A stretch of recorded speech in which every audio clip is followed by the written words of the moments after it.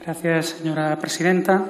Señora vicepresidenta, más allá de las medidas de urgencia en el ámbito social, económico y laboral que el Gobierno fue adoptando y que el BNG no avaló por considerarlas insuficientes y, en casos, injustas, aún no conocemos las propuestas del Gobierno para atajar la crisis e impulsar la recuperación económica una vez dejada atrás la emergencia sanitaria. Es verdad que se acaba de crear una comisión parlamentaria en que podrán participar todos los grupos con el objetivo declarado de consensuar un plan de reconstrucción social y económica. Pero también lo es que quien tiene la responsabilidad de gobernar asume también el deber de prever una situación tan compleja como esta. Confieso que el BNG no tiene gran confianza en el resultado positivo de esa comisión, y no solo porque estemos convencidos de que la solución a los problemas sociales y económicos de Galicia no van a venir de Madrid, sino de nuestra propia capacidad como pueblo para decidir y enfrentar nuestro futuro.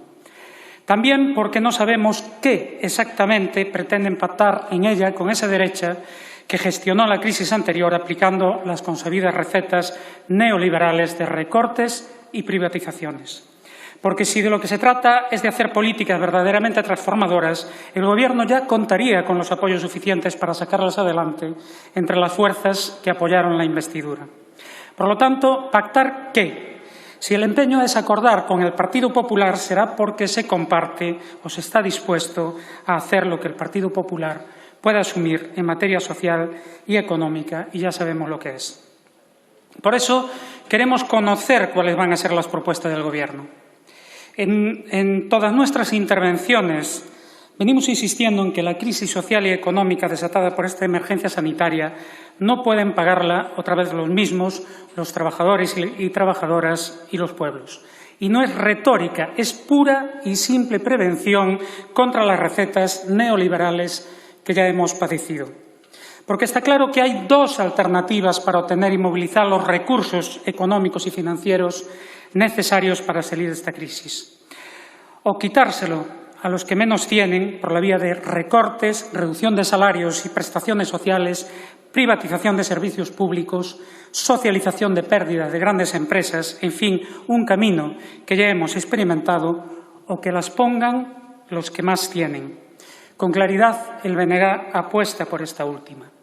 Por esa razón, en los debates sobre las medidas que el Gobierno fue adoptando, avanzamos propuestas en esa dirección.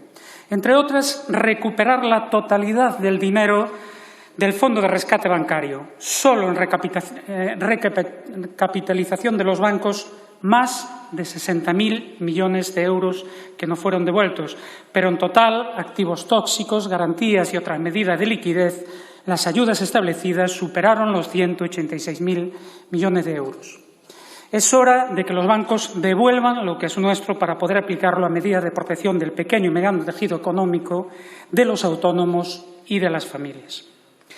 Es necesaria una profunda reforma tributaria para implantar una política fiscal realmente progresiva y redistributiva para garantizar mayor justicia tributaria.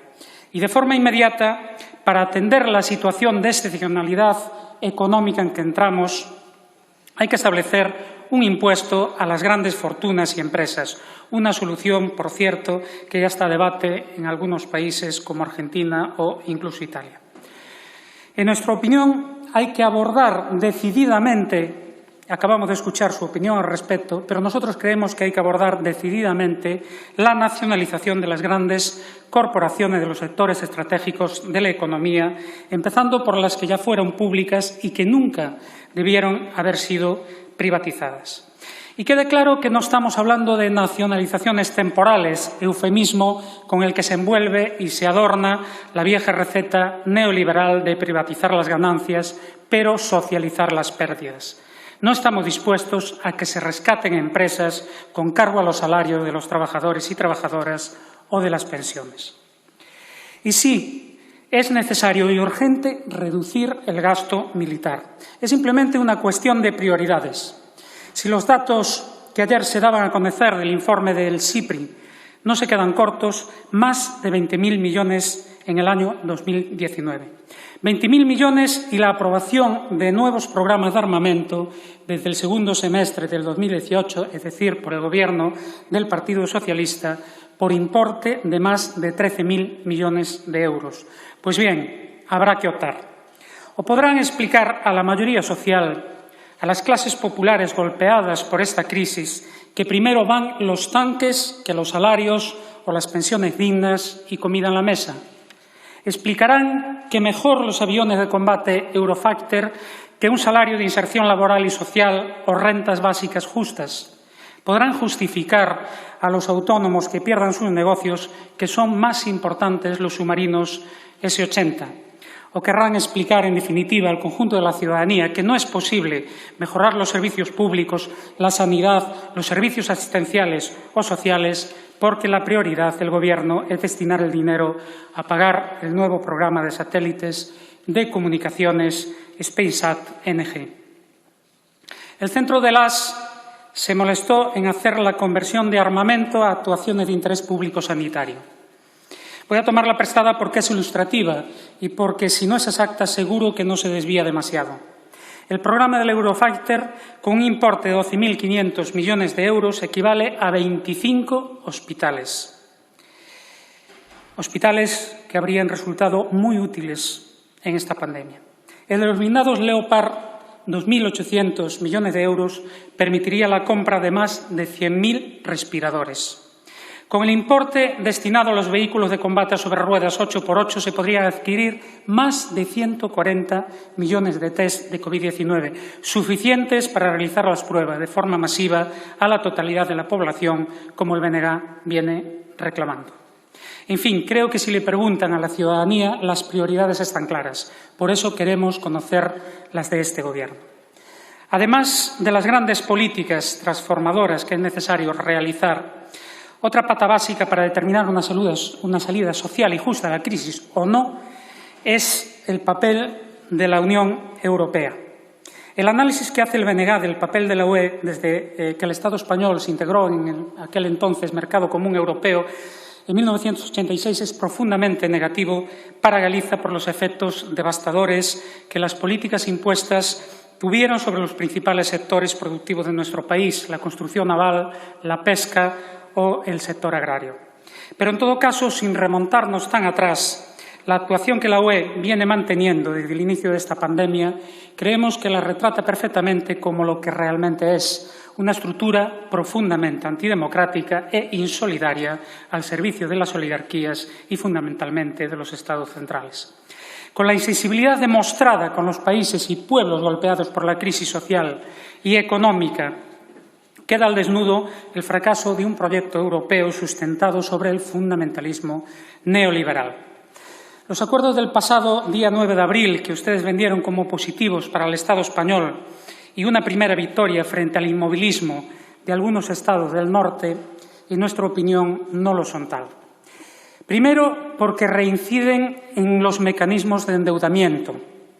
Segundo, porque, a pesar de lo dicho, los 240.000 millones de préstamos MEDE están condicionados en la medida en que solo podrán ser destinados a financiar políticas de sanidad con un tope máximo de 2% del PIB por país y solo mientras dure la crisis sanitaria. Y tercero, porque la menor parte del total irá destinada a apoyar las políticas de protección al empleo y de los salarios. Por contra, serán las transnacionales y la banca las más beneficiadas porque gestionarán la mayor parte de las ayudas, lo que sin duda también condicionará su destino y serán, de forma directa o indirecta, las principales destinatarias de las mismas. Pero sobre todo porque, aceptando ese acuerdo, el Gobierno español renunció a defender los coronabonos y la mutualización de la deuda, plegándose a los intereses que dominan las políticas europeas. El BNG entiende que la única vía razonable y socialmente responsable son las ayudas directas a los estados más afectados por la pandemia. Pero, sinceramente, dudamos que eso sea posible porque el problema no es la posición de este o aquel Estado, sino el problema está en la Unión Europea misma. Por eso defendemos una ruptura con este modelo, con esta UE insolidaria y antisocial para poder construir una Europa verdaderamente social, democrática y de los pueblos. Y la tercera pata, para nosotros fundamental, radica en la capacidad que tenga Galicia de determinar sus propias políticas económicas. Nuestro país resultó especialmente perjudicado en la última crisis en un proceso que acentuó las dificultades estructurales de nuestra economía derivadas de la dependencia política y que resultó en una especie de crisis crónica que se expresa especialmente como profunda crisis demográfica, emigración, minoración de la capacidad de nuestro sector primario y también una crisis en el sector industrial muy seria en los últimos años y meses y que sin duda se verá empeorada aún más por el impacto económico de esta emergencia sanitaria. Desgraciadamente tenemos experiencia histórica de sobra para saber que Galicia no puede esperar que los gobiernos de Madrid resuelvan sus problemas, porque además la mayor parte tiene causa en la inserción colonial y dependiente de nuestro país en el Estado español. Un gran poeta galego, Celso Emilio Ferreiro, dejó escrito unos versos esclarecedores. Nunca virá de fora remedio ou esperanza. Esclarecedores y certeros porque esa es nuestra experiencia.